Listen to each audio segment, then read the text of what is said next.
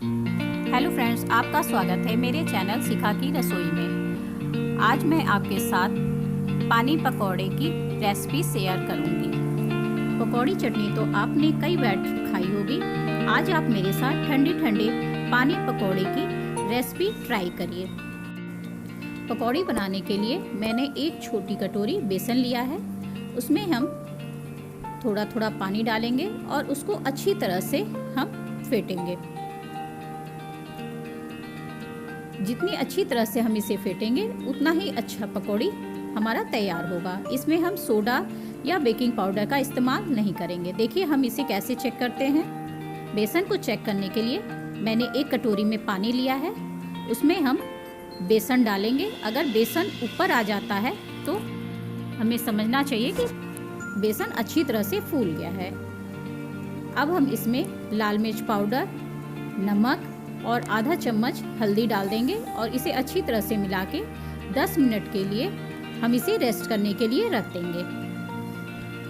अब हम पानी की तैयारी करते हैं। उसके लिए पहले हम चटनी पीस लेंगे। उसके लिए मैंने धनिया पत्ती लिया है, हरी मिर्च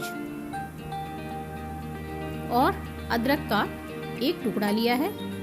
इसे हम बारीक पीस लेंगे।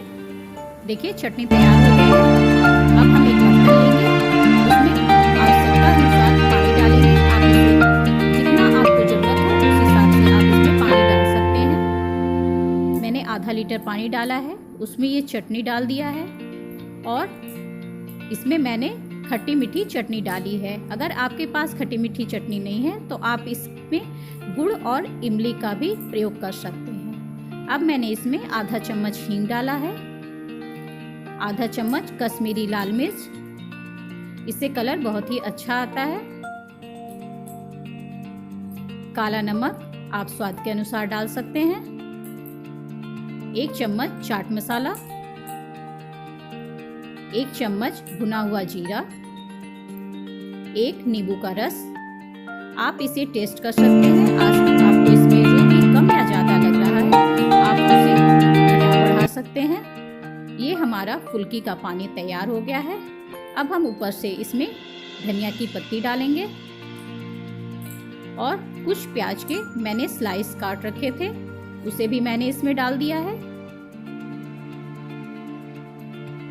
अब इसे हम अच्छी तरह से मिला लेंगे और इसमें कुछ आइस क्यूब्स डाल देंगे, जिससे पानी काफ़ी ठंडा ठंडा सा रहता है।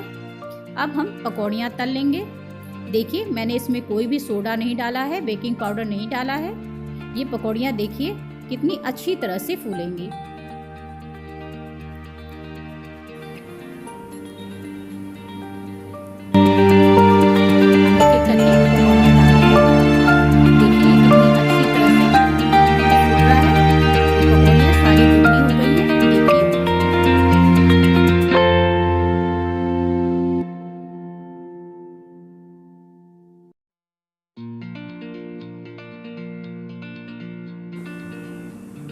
देखिए पकौड़ियाँ कितनी अच्छी तरह से फूल गई हैं और सारी पकौड़ियों में देखिए ये छेद सा हो गया है। इसमें पानी अच्छी तरह से भर जाएगा। इसमें मैंने कोई भी सोडा का या बेकिंग पाउडर का इस्तेमाल नहीं किया है और ये पकौड़ियाँ कितनी फुली फुली सी तैयार हुई हैं। अब हम पकौड़ियाँ निकालकर सीधे पानी में डाल देंगे। ये हमारी पानी पकौड़ी की रेसिपी तैयार हो गई है। ये खाने में काफ़ी ही टेस्टी लगता है।